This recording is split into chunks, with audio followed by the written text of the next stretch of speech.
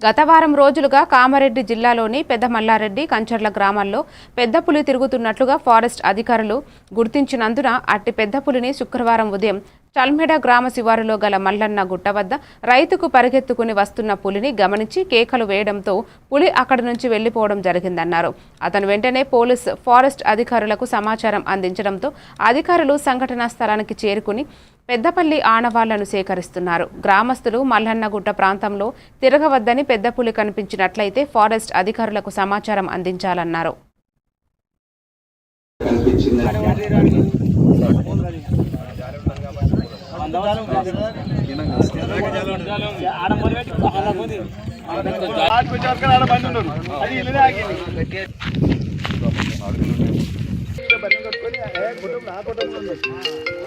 hello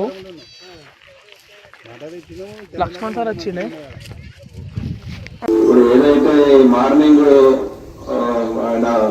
Goud అనే పేరేంటి ఇందిరాగౌడ్ అనే వ్యక్తి ఈ తన పొలం శివారులో ఒక